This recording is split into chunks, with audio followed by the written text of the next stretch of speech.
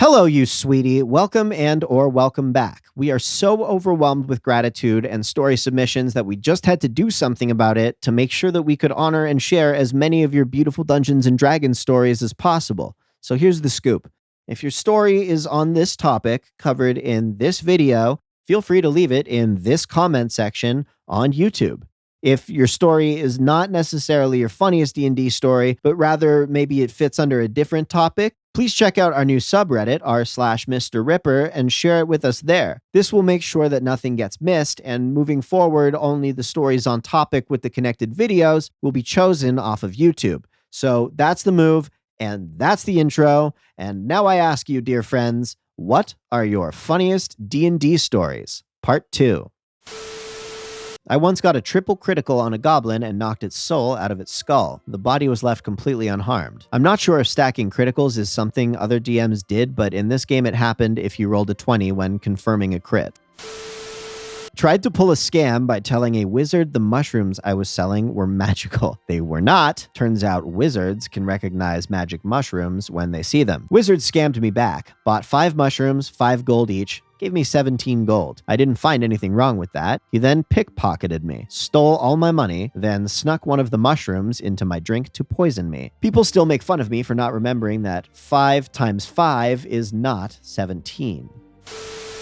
Most of our first game, Party of 6, hired to take a cart and cargo across the wilderness to another town. 6 goblins emerge, 3 on each side of the road. Roll initiative. Our sorcerer rolls highest and goes first. Before anything, he takes a hit on his spice pipe. Our DM let him smoke spice, crack, or meth, not sure which. I would give him an extra effect on spells cast. So he takes a hit and gains extra damage. Then he stands on the back of the cart to cast Firebolt. He rolled a 1. It hit the cart doing something like 8d8 at level 1 due to the spice effect, and incinerated both the cart and himself. It was the first combat roll of the game.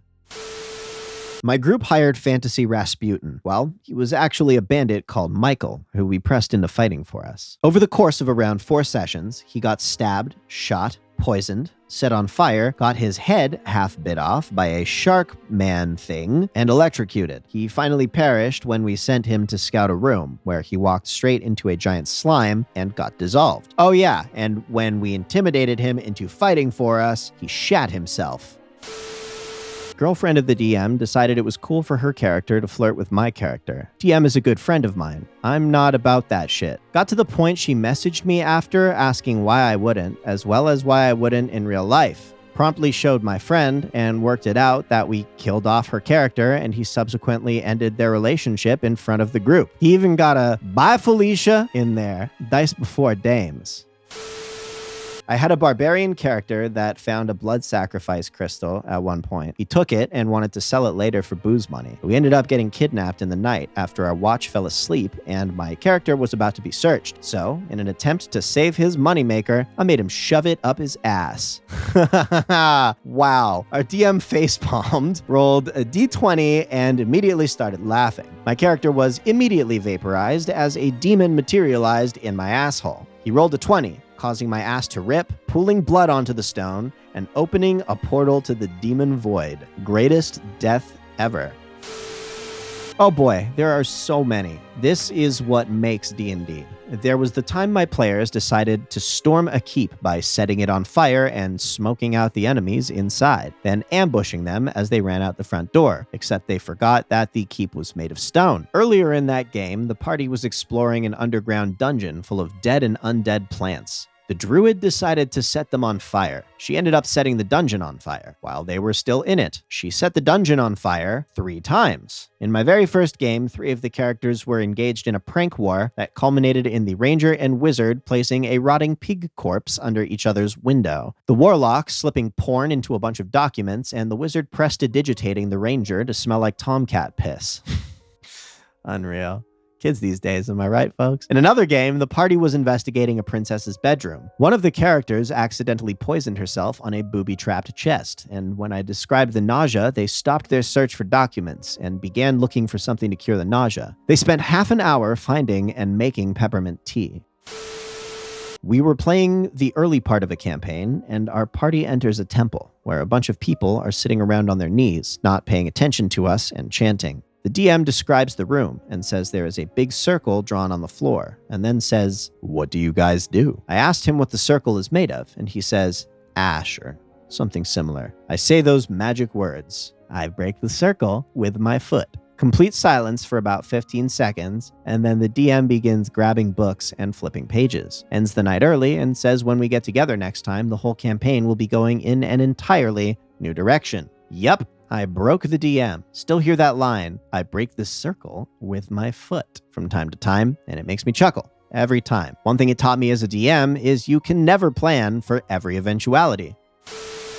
I was DMing for a bunch of people who had never played before. They were all level 3 and had to go into a crypt for an ancient wingding for a quest. When they opened a sarcophagus to take the wingding, a Lich animated and climbed out to fight them. They were all terrified. The Lich started getting ready to cast a spell, really hammed it up, and then yelled, "Fireball!" and bashed them like a normal zombie attack. They quickly put him down and found his journal. Turns out he was a really rich noble who had spent a good deal of his fortune to try to get some unsavory individuals to ensure that when he died, he would come back as a powerful Lich. Needless to say, that didn't happen. When he died, he died. Years later, he was raised by a necromancer who raised some other undead from the same crypt, but hadn't realized he was there and left him behind.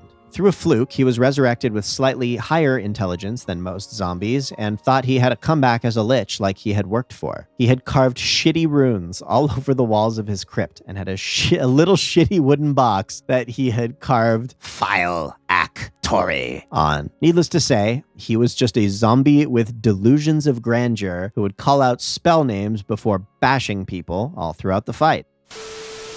My friend has an insane amount of bad luck, like to the point it could probably be weaponized. His most recent paladin that he rolled didn't get a single stat over 18, and 2 of the stats are a 5. That's with the ability to discard the lowest roll. Fuck, that sucks. He rolls more critical fails than is statistically probable. The best instance of this was a rogue he was playing had pinned the woman that had killed her family in a corner. My friend loves role-playing and delivered a dramatic speech and then rolled a critical fail in finishing the woman off. Our DM is far more lenient than he really needs to be, so he gave the rogue another chance. Another crit fail.